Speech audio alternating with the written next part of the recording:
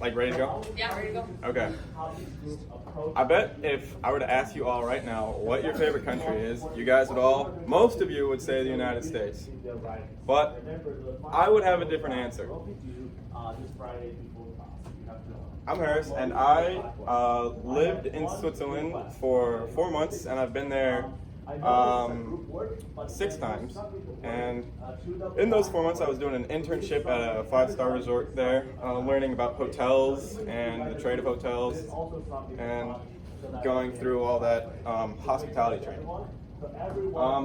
So Switzerland is a small country in Central Europe. It borders Europe. It borders France, Italy, and Romania.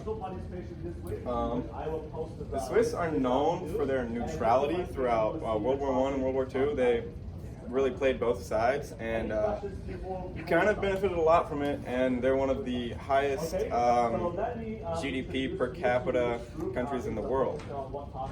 A little bit about their military. The Swiss military is interesting because everyone thinks that the Swiss don't really have a military, but they actually do. It's more of a militia.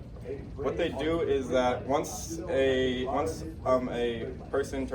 man turns 18, they go off for 2 months and they get military training. And then they don't have any standing military, but every single person, even the women, are given firearms in Switzerland. That's why it makes it Switzerland actually has the 3rd most guns per country, or in the country, with its citizens at its 3rd behind Russia and obviously America. Switzerland is the HQ for many world organizations, like for example, the UN is based in Switzerland, and that controls, it's like the country for other countries, like they bounce around everywhere. And then the Olympics are based there, and that's actually interesting because my dad used to work for the Olympics, and that's why I've been to Switzerland so many times. He would go there every month, and then occasionally, if school and work aligned, I would get to go with him, and we'd usually go skiing. Switzerland is known for many things. Obviously, a lot of people in here know Swiss chocolate, some Lindor, all that good stuff. I bet everyone in here loves their chocolate. Famous for their trains and watches. They've got Rolex, Audemars Piguet. I actually own a Breitling, Slight Flex. The differences from the U.S. Obviously it's really small, and basically everyone there has a lot of money because it is just extremely expensive to live there. But they all travel, most of them don't actually have their own cars. They all travel by train and walk everywhere.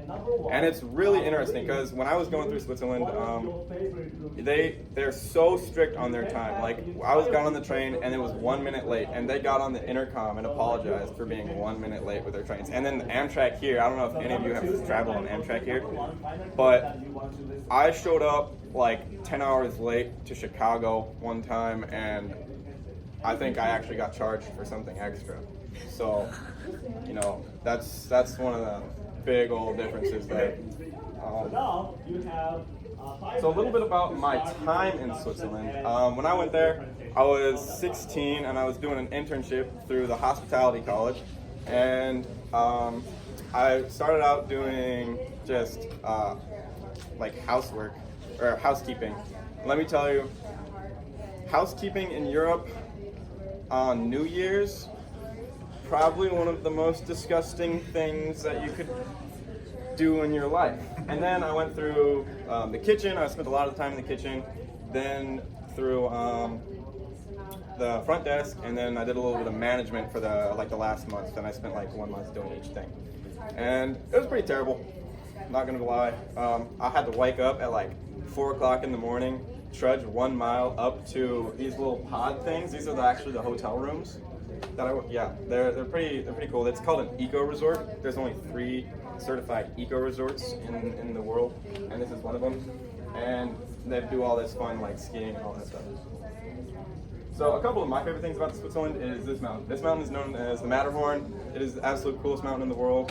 You go up to this you take a train. It's the only way up to get to this small Swiss village, and it's just standing right there, and it is just absolutely breathtaking. And then they also have a lot of skiing, and yeah, I mean, that's why I don't think you can beat Switzerland.